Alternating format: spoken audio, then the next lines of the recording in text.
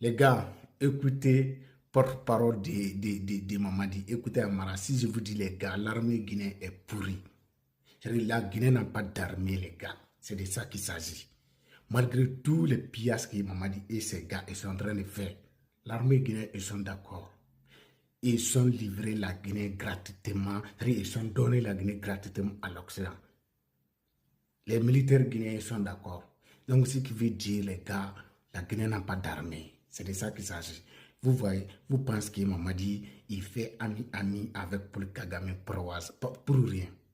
Le plus grand pion de l'États-Unis en Afrique qui s'appelle Paul Kagame, le meilleur ami de Mamadi Doumbouya, c'est Paul Kagame. Donc les gars, ceux qui ne connaissent pas, c'est le porte-parole du gouvernement de Mamadi Doumbouya qui est là, qui s'appelle Amara. C'est le même monsieur qui est là avec le général qui se bat pour mettre l'AIS à terre. Le général américain Malcolm Langley. Et ce qui est là, le civil là, c'est le ministre des Affaires étrangères de Mamadi. Donc les gars, c'est de ça qu'il s'agit. Ces jours-là, ils sont signés des contrats. Il doit amener les militaires américains en Guinée. 3600 soldats américains en Guinée. Est-ce que la Guinée, il y a guerre? Non. Est-ce que la Guinée, il y a terreau? Non. Tout ça, c'est pour combattre l'AIS. C'est de ça qu'il s'agit. Les gars, on écoute ensemble. Abba Mamadi, vive l'AIS. Abonnez-vous les gars et partagez cette vidéo. Écoutez ces bandits. En mesure de vous donner une date des élections, mais nous voulons faire de cette année, conforme à la déclaration du chef de l'État. Alors, les élections, on a un engagement ferme qui a fait objet d'un décret. Le référendum, on va le tenir le 21 septembre de cette année.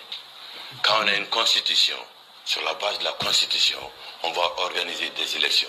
Je l'ai dit tantôt sans être plus détaillant, que toutes les institutions issues de la nouvelle constitution vont être mises en place. Ce qui devrait se faire par élection, effectivement, va se faire.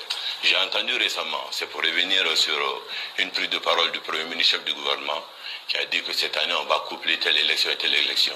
En tant que porte-parole de la présidence, je ne suis pas en mesure de vous donner une date des élections, mais nous voulons faire de cette année, conforme à la déclaration du chef de l'État, une année électorale. Et la première des choses, c'est d'avoir une constitution. Quand nous aurons une constitution, on va faire des élections. Vous voyez aujourd'hui l'engouement et tout ce qui ça suscite d'aller vers des élections. Nous aussi, on le ressent puisqu'on vit parmi vous. S'il y a demain une élection, heureusement, et nous le souhaitons vivement, nous voulons un État bâti sur une constitution. À l'issue, on va mettre des institutions en place. Un président sera élu, on aura une assemblée nationale, on a